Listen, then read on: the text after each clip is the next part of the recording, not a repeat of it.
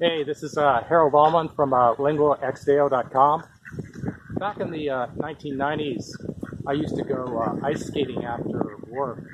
There was an ice rink at Prestonwood Mall in Dallas, and it had several advantages. Number one, it was close to where I work, so it didn't take long to get there. It was just like a 5-10 minute drive to get there.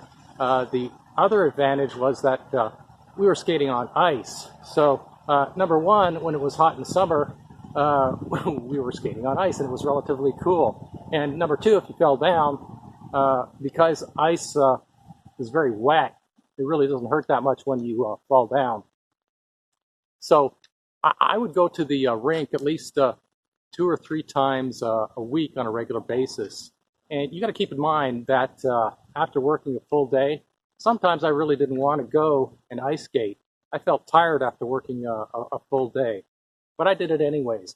And after a while, what I found out what happened was I'd be tired and I'd go skate around the rink, but then the energy would kind of like kick in, and I'd skate for 2 or 3 hours after work, and it was great exercise. The other big advantage to doing that is I got to socialize with other people. So first time I went to the rink, I met the regulars, and there were all kinds of people there. There were young ice skaters, middle-aged ice skaters, and some old ice skaters. There were men, women. There were a lot of women. There were more women ice skaters than men. Obviously, they just own the sport. If you're an adult and you're trying to compete with a 10-year-old girl who likes ice skating, you're doomed. She's going to kick your derriere. You're not going to beat her. No way. No, absolutely no way. They just excel at it because they love it. So as I would go to the rink, there were several ice skaters, several men, and one of them was Chris. And I noticed the way Chris jumped, that he had a pop in his jump. He was getting up there pretty high, and I thought, man, one day he's probably going to be able to do something like a double toe loop. I'm not going to be talking about triple axels or anything like that. It takes about 14 years to learn how to do a triple axel. If you're an adult, if you can just do a single axel, you're doing pretty good. So after a number of months, there was another guy. His name was also Chris. I'll call him, I don't know what I'll call him. Let me call the first one Christopher. The second Chris, I think, was either Vietnamese or Chinese, and let's call him Chris. So Christopher, he would show up, and he would usually stay through the entire session till the end. Chris, on the other hand, was kind of strange. He'd show up. We'd all pay, we had to pay to get into the ice chalet. It was about $5 at the time, so it wasn't a very expensive hobby. You had to pay for your skates and your blades. Once you made that initial purchase, you only had to pay $5 or $6 for admission to the ice skating rink. So Chris, the other Chris, he would come to the rink, and sometimes he would skate through the entire 2 or 3 hour session. But every once in a while, he would just like take off after 45 to 60 minutes, and we'd ask him, "Where are you going, Chris?" And he would say, "Well, I'm going to watch ER." ER stands for emergency room. That was a TV series in the late 1990s, and I think it continued into the 2000s. So he was quitting the ice skating to go watch a TV show. We just thought this was all really bizarre, right? Because I just value my friends more than a TV show, right? It was just a medical drama, and he thought this show was so important. So you're probably asking yourself, what does this story have to do with language learning? Well, if you're learning a language, you're going to have to decide if you're going to put in the effort and remain focused on that language, because there's going to be all kinds of people and things that are going to interfere. They're going to try and want to stop you from learning your language. So what you need to do is decide, are you going to dedicate 5 to 7 days every week for about 20 to 30 minutes on learning a language, which is what I think you need to do to learn it over a period of about 1 year. Now, if you're really smart, you can do it faster, maybe 3 to 6 months, and it also depends on how difficult the language is. Obviously, learning Spanish is going to be a lot easier than learning Arabic or Chinese. So my whole point is you need to dedicate yourself and spend the time on learning that language. Do you want to let other people and other things stop you from reaching your goal? And so this applies to many things in life. So what I recommend you do is you just decide on what's most important to you. And you may need to drop some things. So I dropped watching television. So about 25 years ago, I stopped watching television, and I haven't been wasting my life watching the TV set from the couch. So I've been doing other things. One thing I haven't been good at is giving up music. I spent too much time in my youth buying albums and CDs and tapes, but I've got that under control now. Why? Because I've got other goals that I'm trying to reach. So you need to do the same thing. A lot of people, they're doing various tasks, they have their goals, and then they take on more, and they take on more. They've got work, they've got learning a language, they have kids, they have maybe they're learning a musical instrument.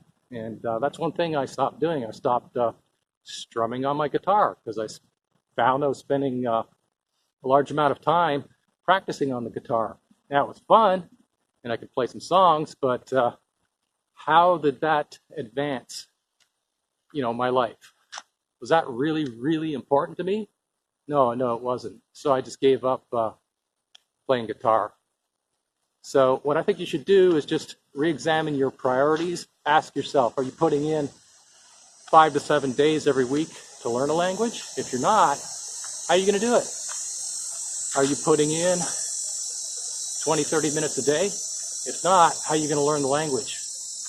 Learning a language is difficult. I know there's a lot of people out there saying, oh, learning a language is easy. You can pick up a language in 30 weeks. No, it just doesn't work that way. Just look at children and how long it takes them to learn a language. And don't forget that the children are in an immersive environment.